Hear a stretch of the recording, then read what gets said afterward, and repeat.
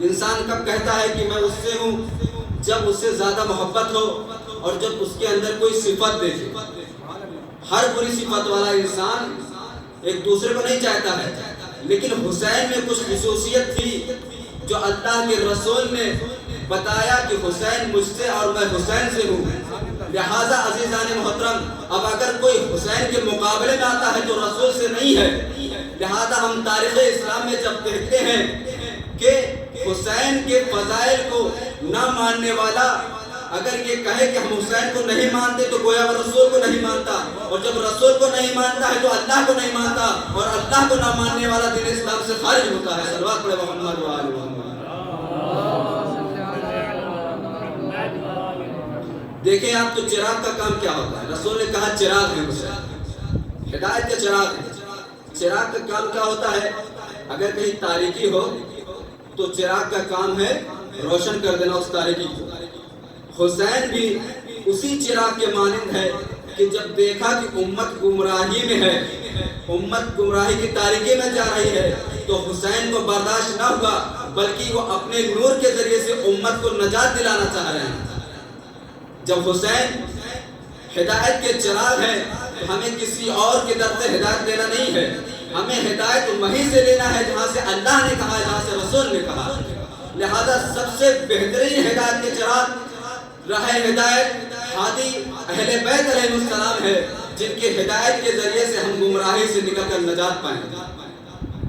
یہ ایام عزا، یہ ماہ غم جس میں ہم مسلسل عزا امام حسین برپا کر رہے ہیں، فرش مجلس برپا کر رہے ہیں۔ آپ دیکھیں اللہ کے رسول جب دنیا سے جانے لگا تو کیا کہا کہ میں تمہارے درمیان دو گراں قدر چیزیں چھوڑے جا رہا ہوں۔ ہمارے مجلس کی ابتدا جو ہوتی ہے وہ کلام الہی سے ہوتی ہے، اس لیے سب سے پہلے ہم خطیب کے منبر پہ آنے سے پہلے ہم ایک قاری قرآن کو معین کرتے ہیں تاکہ امت کو بتا سکے کہ دیکھو رسول کہہ کر گئے تھے کہ میں تمہارے درمیان دو گراں قدر چیزیں چھوڑ جا رہا ہوں، ایک کتاب خدا ہے، ایک میرے اہل بیت ہے۔ لہذا ہم دونوں کو ملا کر چلتے ہیں، اکیلے والے نہیں ہیں۔ ہم یہ نہیں کہتے کہ ہمارے لیے صرف کتاب خدا کافی ہے، بلکہ ہم یہ کہتے ہیں کہ ہمارے لیے کتاب خدا بھی ہے اور اہل بیت بھی ہے۔ صلوات علی محمد و آل محمد۔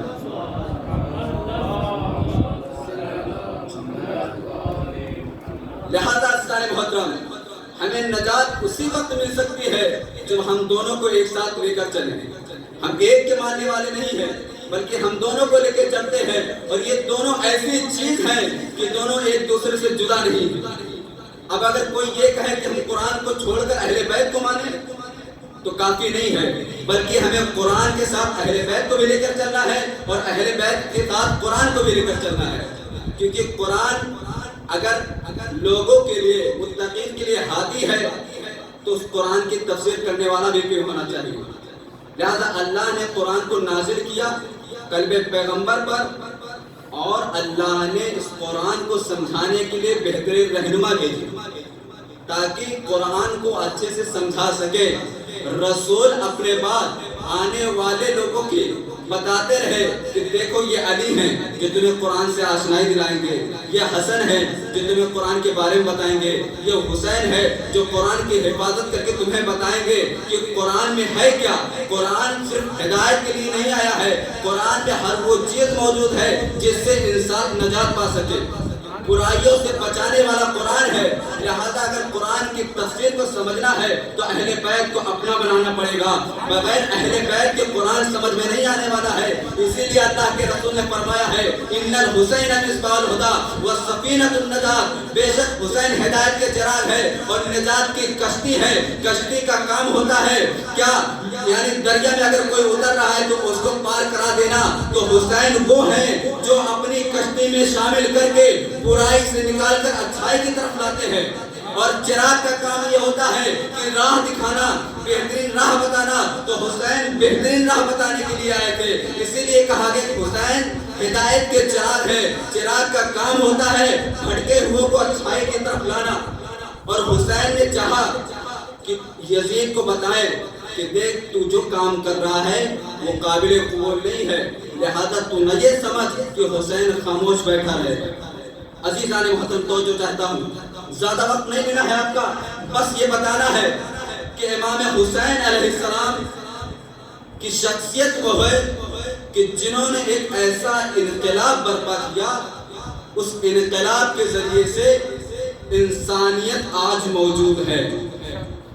اگر حسین نہ ہوتے تو انسانیت کا خاتمہ ہو جاتا، لہذا حسین نے انسانیت کا درس دے کر بتایا ہے کہ اگر انسان کے اندر سب کچھ ہو، مومن بھی ہو، سب کچھ ہو، لیکن انسانیت نہ پائی جاتی ہو تو انسان وہ اخلاق اور وہ عبادت کوئی کام کی نہیں ہے۔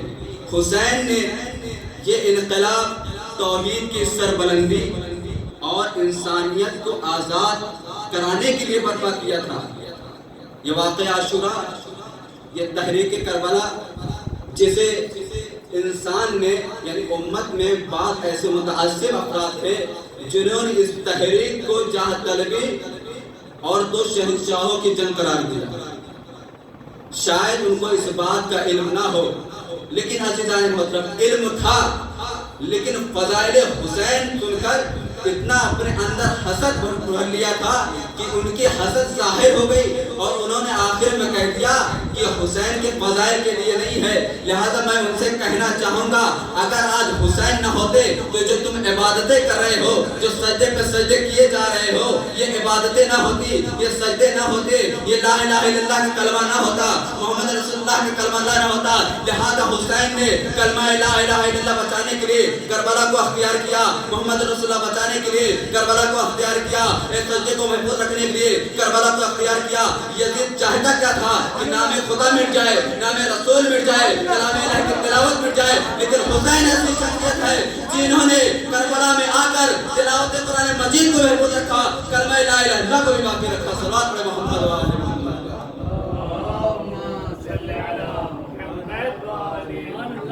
عزیزان محترم، نہضت عاشورہ، تعلیمات عاشورہ ہماری زندگی میں سب سے اہم رول ہونا چاہیے۔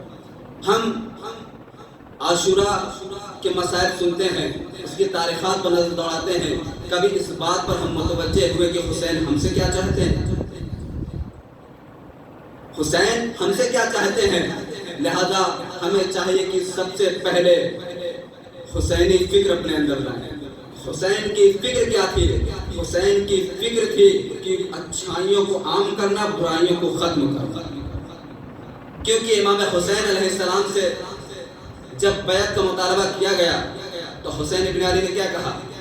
حسین ابن علی نے یہ نہیں کہا کہ ہم بیعت قبول کر لے رہے ہیں، بلکہ حسین نے کہا یہ ہو نہیں سکتا کہ ہم برائی کی بیعت کریں، باطل کی ترجیح دیں، بلکہ بتایا ہم حق کو ترجیح دیں گے اگرچہ ہمیں لوگ نیزہ پر جا کے اپنا سر قلم ہی کیوں کروانا پڑے۔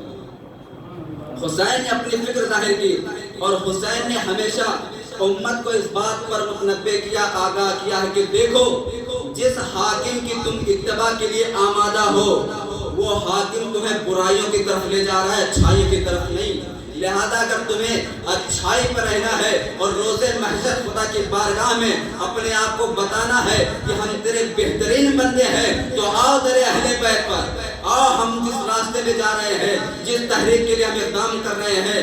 عزیزان محترم، حسین کا اقدام، اس تحریک، حسین کی تحریک ایسی تحریک تھی جس میں توحید کی سربلندی تھی اور بقاء لا الہ الا اللہ کی حفاظت تھی۔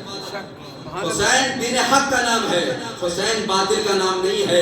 حسین نام ہے ایسی شخصیت کا کہ جس نے حق اور باطل کے درمیان تمیز کر کے بتا دیا کہ دیکھو اگر انسان حق پر ہے تو کبھی باطل سے ڈرے گا نہیں، کیونکہ پروردگار ہمیشہ حق کی حمایت کرتا ہے۔ لہذا آپ دیکھیں آج اگر حسین کا نام ہے تو حسین کا خلوص تھا، حسین کا ایمان تھا کہ جنہوں نے اللہ کے اوپر ایمان رکھ کے بتا دیا کہ اللہ پر ایمان، اللہ پہ بھروسہ کس قدر حامل ہوتا ہے۔ اگر تم اللہ پر حق ایمان رکھتے ہو، اللہ پر بھروسہ کرتے ہو اور حق پرست کہلانا چاہتے ہو تو آؤ اللہ کے راستے کو اختیار کرو۔ وہ اللہ کا راستہ جو نجات کا راستہ ہے۔ اللہ کا راستہ کیسا ہے؟ اللہ کا راستہ وہ ہے جس سے دل منور ہوتا ہے اور برائیاں ختم ہوتی ہیں۔ عزیزان محترم، تعلیمات عاشورہ میں سے جو سب سے اہم تعلیم ہے وہ آزادی تھی۔ حسین انسانیت کو آزاد کرانا چاہتے تھے۔ یزید نے جب مطالبہ کیا کہ حسین تمہارے پاس دو چیزیں ہیں، یا تو بیعت قبول کرو یا شمشیر کے ذریعے اپنے آپ کو قتل کرا دو۔ حسین نے کس چیز کو اختیار کیا؟ حسین نے کہا برائی ہم سے کوسوں دور ہے، لہٰذا ہم برائی کے سامنے جھک نہیں سکتے ہیں، اگرچہ ہمیں سر کو کٹانا ہی کیوں نہ پڑے۔ باطل کیا کہہ رہا تھا؟ باطل کہہ رہا تھا کہ حق کو ہمیں دبانا ہے، لیکن حق بیان کر رہا تھا کہ سر کو کٹا دیں گے لیکن باطل کے سامنے جھکیں گے نہیں۔ مسلسل آپ خطبہ سے سنتے رہتے ہیں کہ جو ہمیشہ بتاتے ہیں کہ باطل اور حق کے درمیان فرق بتاتے ہیں۔ بس میں اتنا کہنا چاہوں گا کہ جہاں حسین ہوں گے وہاں باطل کا گزر نہیں، جہاں حسین ہوں گے سوائے حق کے کوئی اور چیز نہیں ہوگی۔ حسین حق اور باطل کے درمیان ایک امتیاز کا نام ہے۔ تحریک کربلا نے ہمیں بتایا کہ آؤ ہم تمہیں بتائیں گے حق کہاں ہے، آؤ ہم تمہیں بتائیں گے وفا کہاں ہے، آؤ ہم تمہیں بتائیں گے آزادی کہاں ہے، آؤ ہم تمہیں بتائیں گے انسانیت کہاں ہے۔ وفا کو دیکھنا ہے، کربلا کے میدان میں آئیے۔ امام حسین علیہ السلام شب عاشور اپنے صحابہ سے کیا فرماتے ہیں؟ کہتے ہیں میں تم پر سے اپنے ہاتھ کو اٹھاتا ہوں، اختیار ہے تم لوگوں کو رہنا ہو رہو ورنہ چلے جاؤ۔ عزیزان محترم، وہ صحابہ جو امام کی خدمت میں آئے اور کہا حسین ابن علی آپ کو ہم پر اعتماد نہیں ہے، اگر آپ کو یقین نہیں ہے تو میں اپنے سر کو اپنی شمشیر سے کاٹ کے آپ کی خدمت میں پیش کر دیتا ہوں۔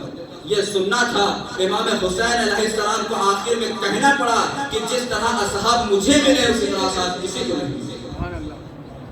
لہذا عزیزان محترم، آزادی دیکھنا ہے تو حسین نے بتایا کربلا کے میدان میں ہم کسی کو غلام بننے نہیں آئے، اللہ نے ہمیں آزاد پیدا کیا ہے۔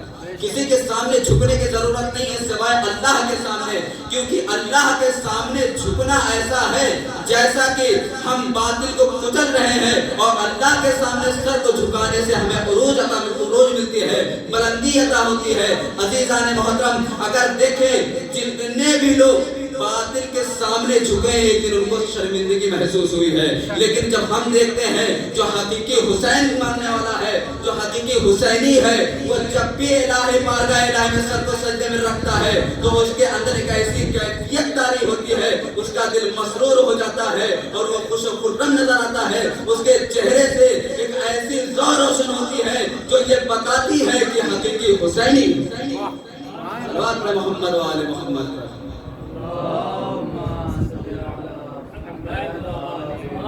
عزیزان محترم، حسین ابن علی نے ہمیں باطل کے سامنے جھکنے سے منع کیا ہے۔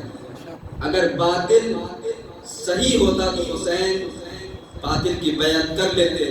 حسین کا باطل کی بیعت کرنے سے انکار کر دینا اس بات کی علامت ہے کہ باطل سوائے گمراہ کرنے کے اچھائی کی ہدایت نہیں ہے، اور اسی لیے اللہ نے کہا ہدایت کی ذمہ داری ہمارے ہاتھوں میں ہے۔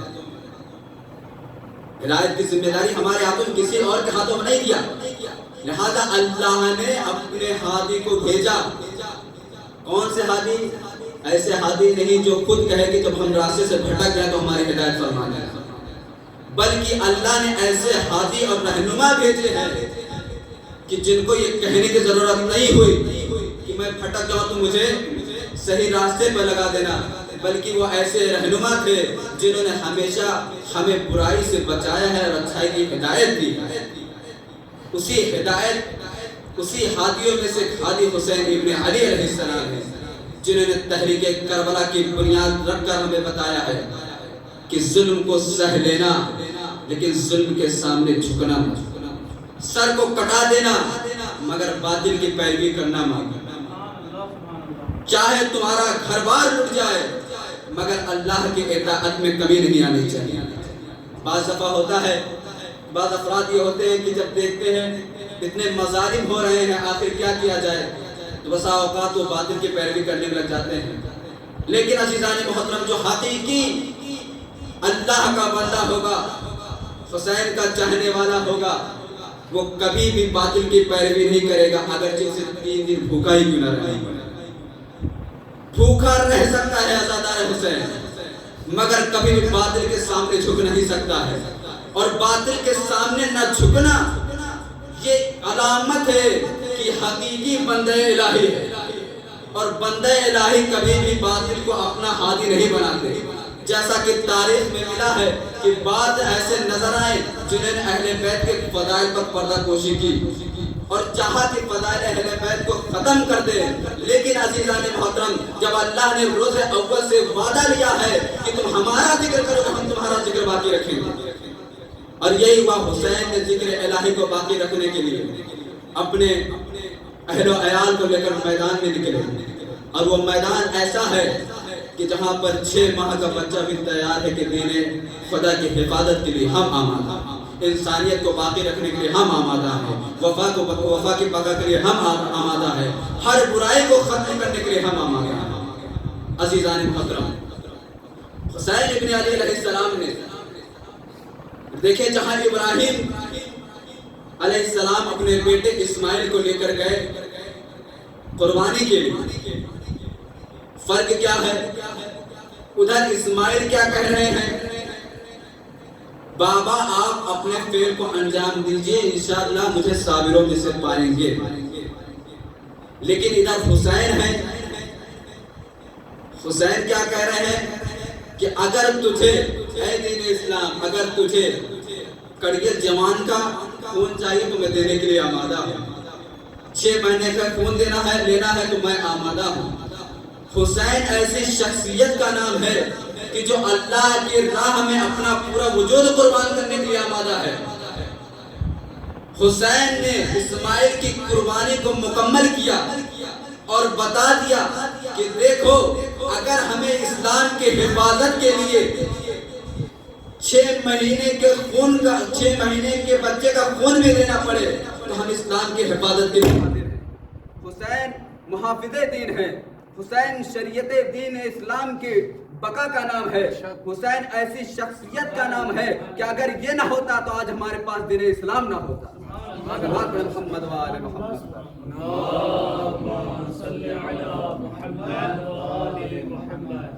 عزیزان محترم، جیسا کہ یہ پہلی مجلس ہے کہ جس میں آپ کے سامنے حاضر ہوا، انشاءاللہ اور بھی بہترین خطیب ہیں آپ کے سامنے، انشاءاللہ آپ ان کو سنیں گے اور ان سے استفادہ کریں گے ان کے بیانات سے، جس میں وہ اہل بیت علیہ السلام کے ذکر بیان کریں گے، فضائل کو واضح کریں گے اور تعلیمات عاشورہ پر روشنی ڈالیں گے، جس کے ذریعے سے پوری دنیا میں اس بات کا پیغام پہنچے گا کہ حسین کا مشن کیا ہے، حسین کا مقصد کیا ہے۔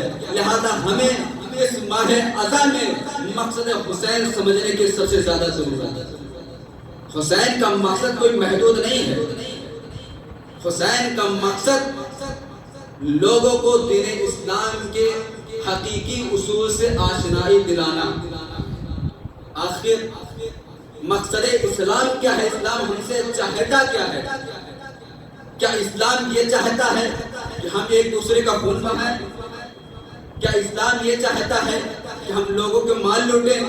کیا اسلام یہ چاہتا ہے کہ ہم لوگوں کی ماں بہنوں کی عصمت دری کریں؟ نہیں عزیزان محترم، اسلام بتانے کے آیا ہے کہ لوگوں کے مال کو نہ لوٹو، لوگوں سے برائیوں سے نہ پیش آؤ، لوگوں سے خوش اخلاقی سے پیش آؤ۔ اسی مشن کو، اسی اصول کو بتانے کے لیے حسین کربلا میں آئے اور بتا دیا کہ دیکھو دین اسلام کا نام ہے امن، اور اسلام جھگڑا نہیں چاہتا، اسلام امن چاہتا ہے۔ اسی امن کی سلامتی کے لیے حسین ابن علی نے تحریک کا آغاز کیا۔ اقدام امام حسین علیہ السلام، انقلاب سید الشہداء علیہ السلام ایک ایسا انقلاب ہے کہ جس میں یعنی خواہشات نفسانی کا دخل نہیں۔ اس انقلاب میں ایسے صحابی اور ایسے صحابی حسین، ایسے سپاہ حسینی شامل تھے کہ جنہوں نے بیعت یزید سے انکار کر کے بیعت حسین کو قبول کرنا گوارا کیا، مگر یزید کی بیعت قبول نہیں کی، اور بتا دیا کہ اگر ہمیں سر کٹانا ہو اور ہمیں قتل کرنا پڑے تو گوارا ہے کہ ہم سر کو تن سے جدا کرا دیں مگر یزید کے بیعت نہیں کریں۔ سبحان اللہ سبحان اللہ۔ یزید کا مشن کیا تھا؟ یزید کیا چاہتا تھا؟ اگر حسین بیعت کر لیں گے تو بآسانی امت بیعت کر لے گی، لیکن عزیزان محترم تاریخ میں دیکھیں تو بات ایسے نکلے ہیں کہ جنہوں نے حسین کی بیعت سے انکار کر کے یزید کی بیعت کو قبول کیا، اور آج ان کا نام و نشان تک نہیں ہے۔ حسین بقا کا نام ہے، یزید فنا کا نام ہے۔ حسین ایسی بقا ہے کہ جس کے وجود سے دین اسلام کا قانون باقی ہے۔ حسین ایسی بقا کا نام ہے جس کے ذریعے انسانیت باقی ہے۔ حسین ایسی بقا کا نام ہے جس کے ذریعے وفا باقی ہے۔ حسین ایسی بقا کا نام ہے جس کے ذریعے ظلم کا خاتمہ ہونا ہے، اور ہوا۔ حسین ابن علی نے بتایا کہ ہم حق پر ہیں تو ہمیں کوئی پرواہ نہیں ہے کہ موت ہمیں کب آ جائے، ہمیں موت سے ڈر نہیں ہے، موت سے ڈرے وہ کہ جو باطل پر ہے، ہم حق پرستوں موت سے گھبرایا نہیں کرتے۔ عزیزان محترم امام حسین علیہ السلام کے اصحاب ایسے جانثار اصحاب، ایسے باوفا اصحاب کہ جن کا مثال تاریخ میں نہیں ملتا، کہ جتنے بھی حسین ابن علی علیہ السلام کے صحابی تھے کہ کبھی بھی انہوں نے وفا سے ہٹا ہو اور وفا کو پورا نہ کیا ہو، اور کبھی بھی ایسا نہیں کہ انہوں نے باطل کی پیروی کی ہو، ایسا کہیں نہیں ملتا۔ بلکہ حسین کے صحابی ایک ایسے صحابی ہیں جنہوں نے ہمیشہ اپنے آپ کو حسینی فکر میں داخل کیا ہے، کہ حسینی فکر میں اپنے کو ڈبو دیا ہے، اپنے کو سمو لیا ہے کہ ہمیں حسینی فکر لے کر کربلا میں جانا ہے۔ عزیزان محترم بس ایک صحابی کا ذکر کرنا ہے، اس کے ذریعے اس کے بعد وقت مسائل۔ انہی اصحاب میں سے، انہی 72 ستاروں میں سے اگر دیکھا جائے جنہوں نے حسین پر اپنے آپ کو قربان کر دیا ہے، پروردگار عالم بظاہر دیکھا جائے تو ان کی زندگی ختم ہے، لیکن اللہ نے ان کے خون کو رائگاں نہیں جانے دیا، بلکہ ان کے خون کو خاک شفا میں ملا کر خلائق لائق عبادت گاہ بنا دیا، اور آج ان اصحاب کا خون سجدگاہ میں ملا ہوا ہے جس پر ہم سجدہ کرتے ہیں، اور اس سجدے کو، اس خاک کو خاک شفا کہا جاتا ہے۔ تنہا حسین ابن علی قربانی میں شامل نہیں، بلکہ حسین ابن علی علیہ السلام کے ساتھ اصحاب تھے جنہوں نے اپنے آپ کو قربان کیا، اور دین اسلام پر آج ان کا مرتبہ ہے، اس قدر ہے کہ ان سے افضل اصحاب رسول بھی کہے جا سکتے ہیں۔ اور اسی لیے حسین ابن علی نے کہا تھا جس طرح اصحاب مجھے ملے، نہ ہی میرے نانا کو ملے، نہ ہی میرے بابا کو ملے۔ کیوں عزیزان محترم؟ کیونکہ رسول کے اصحاب میں سے ایسے تھے جو دھوکہ دے گئے، جنہوں نے اپنے آپ کو رسول سے افضل قرار دیا، اور ہمیشہ وہ جاسوسی میں لگے رہے کہ کس طریقے سے ہم رسول کو اس طریقے سے بدنام کریں اور اس حق کے عہدہ حکومت کو اپنا لیں۔ لیکن حسین ابن علی کے صحابہ ایسے تھے جن کو یہ فکر رہا کرتی تھی بس حسین اجازت دے ہم ان پر قربان ہو۔ لیکن جب تاریخ میں دیکھا جاتا ہے کہ کچھ اصحاب رسول ایسے، جب دیکھا کہ رسول کا یہ اعلان ہو گیا کہ رسول قتل کر دیے گئے، پہاڑوں پہ بھاگتے ہوئے نظر آئے، لیکن عزیزان محترم جب حسین کے اصحاب پہ دیکھتے ہیں بس وہ اطمینان ہے کہ حسین کی اجازت دے ہم کربلا میں جائیں اور یزید کے مقابلے میں ڈٹ کر مقابلہ کریں، اور بتا دے کہ دیکھو اصحاب رسول اور اصحاب حسین میں کیا فرق ہے۔ عزیزان محترم اصحاب رسول اصحاب حسین میں فرق یہی ہے کہ اصحاب حسین ڈٹ کر میدان میں مقابلہ کرتے ہیں، اور اصحاب رسول میدان چھوڑ کر پہاڑوں پر بھاگتے ہوئے نظر آتے ہیں۔ صلوات پڑھیں محمد وآل محمد۔ اس کا مطلب یہ نہیں کہ سارے اصحاب ہیں،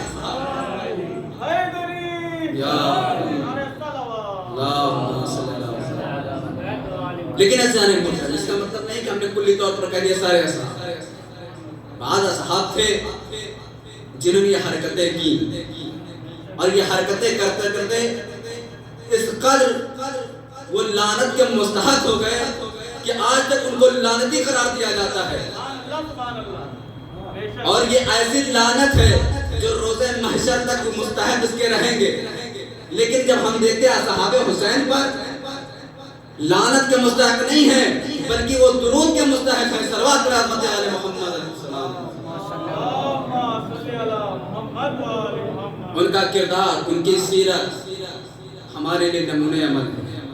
آئیے کربلا میں دیکھیں حر ابن یزید ریحائی.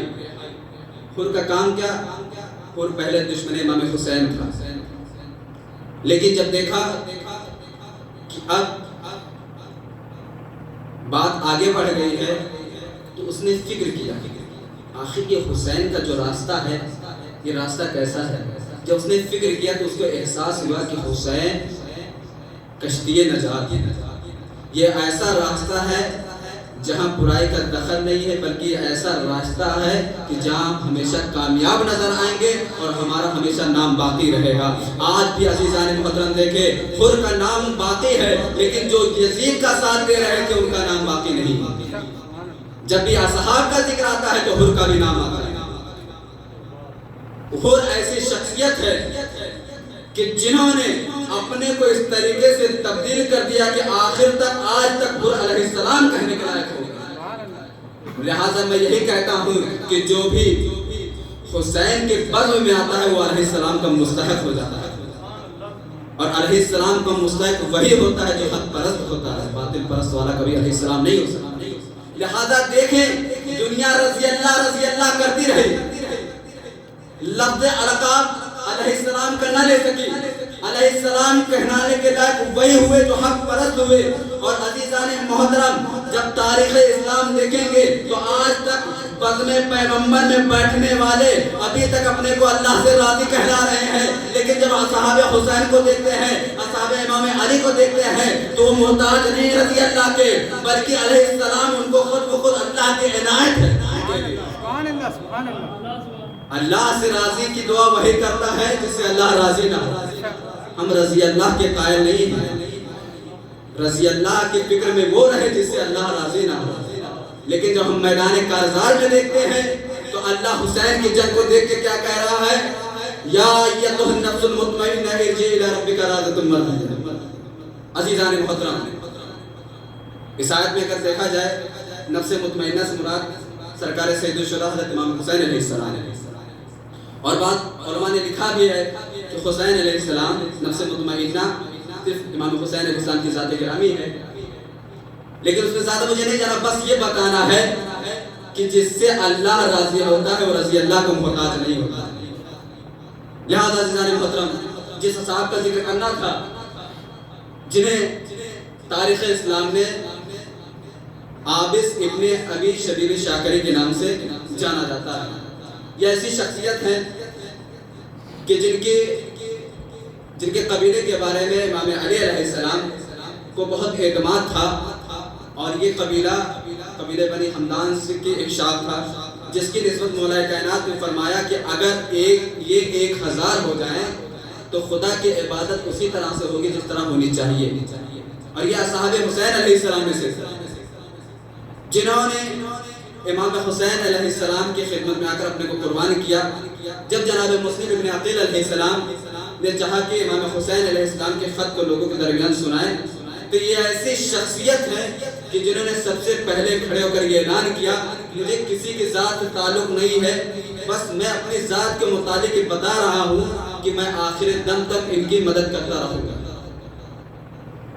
بس یہ اعلان سنتے ہی جناب حبیب ابن مظاہر بھی انہوں نے اپنی عہد کا اعلان کیا، اور جناب مسلم نے خط امام حسین علیہ السلام کو عابس ابن ابی شبیب شاکری کو دیا، کہا کہ یہ مولا حسین کی خدمت میں پہنچا دیں. شبیب ابن شاکری اپنے غلام کے ساتھ امام حسین کی خدمت میں آئے اور آخر تک رہے، اس کے بعد پلٹ کر نہیں آئے بلکہ امام حسین پر خود بھی قربان ہوئے اور اپنے غلام کو بھی قربان کر دیا. امام حسین اسلام کے خدمت میں اپنے غلام شوذب کو بھیجا. شوذب جنگ میدان کارزار میں آئے اور جنگ کیا، جنگ کرنے کے بعد شہید ہوئے. جب لاش شوذب آیا تو اب عابس ابن ابی شبیب شاکری مولا کی خدمت میں حاضر ہوئے، کہا با خدا مجھے آپ کی جیسی شخصیت کوئی نظر نہیں آئی، آپ سے زیادہ کوئی بھی چیز مجھے محبوب نہیں ہے. اگر وہ چیز محبوب ہوتی تو میں آپ کی خدمت میں پیش کرتا، لیکن میرے پاس میری جان ہے اور میں چاہ رہا ہوں آپ پر قربان ہو جاؤں، لہذا آپ مجھے اجازت دیں. شبیب ابن ابی شاکری اجازت لے کر میدان کارزار میں آئے اور جنگ کرنا شروع کیا. جنگ کر رہے ہیں لیکن عزیزان محترم فوج کوفہ میں ایک شخص جس کا نام تمیم تھا، اس نے شہادت شجاعتیں اور ان کی بہادری عابس ابن شبیب شاکری کی دیکھ چکا تھا، اس نے اپنی فوج میں اعلان کرا دیا کہ کوئی بھی شخص اس شیر کے مقابلے میں نہیں جائے گا، کیونکہ میں اس کی شجاعت اور بہادری سے واقف ہو چکا ہوں۔ یہ سننا تھا کہ فوج کوفہ میں سے کوئی ایک بھی شخص آگے نہیں بڑھا، اور جب آگے نہیں بڑھا تو عمر سعد نے جب یہ کیفیت دیکھی آخر کوئی کیوں نہیں نکل رہا ہے، تو اس نے کہا اس بہادر کو پتھروں سے مارو۔ عزیزان محترم، پتھروں کی بارش ہو گئی۔ ایک مرتبہ عابس ابن ابی شاکری نے جب یہ دیکھا کہ چاروں طرف سے پتھروں کی بارش ہو رہی ہے تو انہوں نے تلوار کو آسمان میں لہراتے ہوئے ظالموں میں ٹوٹ پڑے، اور ان کا یہ ظالموں پر حملہ کرنا ایسا تھا کہ فوجیں بھاگنا شروع ہو گئی۔ لیکن عزیزان محترم، ایک بڑے گروہ نے آپ پر ایسا حملہ کیا جس کے ذریعے سے آپ گرفت میں آ گئے اور آپ کے سر کو تن سے جدا کر دیا۔ یہ ایسے اصحاب تھے جو پلٹے نہیں ہیں اپنے واپس گھر، بلکہ امام حسین پر قربان کر دیا۔ لیکن عزیزان محترم، تاریخ اسلام میں آپ دیکھیں کہ آپ نے وہب قلبی کے مسائل بھی سنے ہیں، پڑھے بھی ہیں، لیکن تاریخ اسلام میں بھی ایک اور اصحاب ہے جن کا نام زہیر بن قین ہے۔ یہ ایسی شخصیت ہے کہ جو پہلے امام حسین کہ اس میں نہیں تھے فہرست میں، لیکن یہ بھی بعد میں آئے امام حسین کی فہرست میں، جنہوں نے اپنے آپ کو پاکیزہ بنایا اور اصحاب حسین کہلائے۔ انسان کے لیے سب سے زیادہ اہم جو چیز ہوتی ہے، مثلا ایک زوجہ کے لیے سب سے اہم چیز جو ہوتی ہے وہ اس کا سہاگ ہوتی ہے۔ اس کی زوجہ، اس کی شہادت کس قدر مغموم ہوتی ہے وہ ہر انسان سمجھ سکتا ہے۔ اگر کوئی کسی زوجہ کا شوہر مر جاتا ہے تو تڑپ جاتی ہے، اسی طریقے سے زہیر بن قین ہے کہ جو میدان کارزار میں آئے اور آنے کے بعد حسین ابن علی پر قربان ہو گئے۔ عزاداران مظلوم کربلا، خدا آپ کو کوئی غم نہ دے سوائے غم سید الشہداء کے۔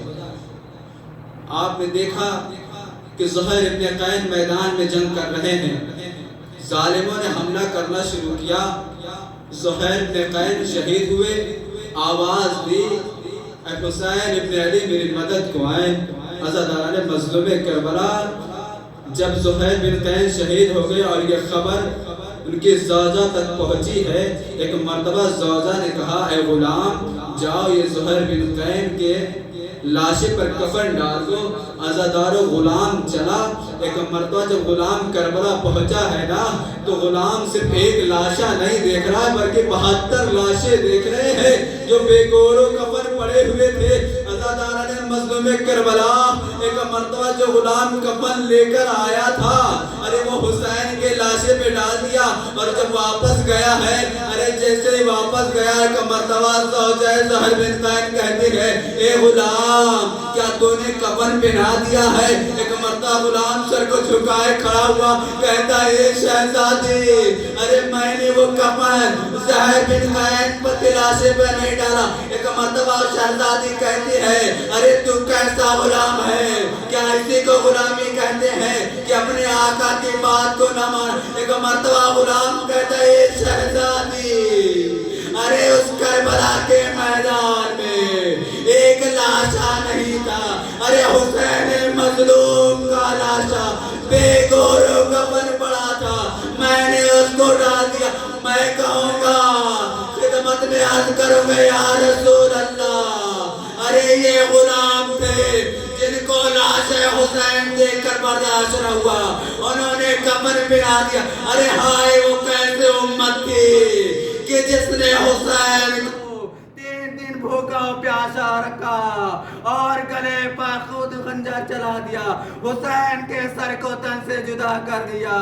ہائے حسینہ، ہائے مظلوم، اللہ لعنت اللہ علیہ الظالمین، سلام الذین سلموا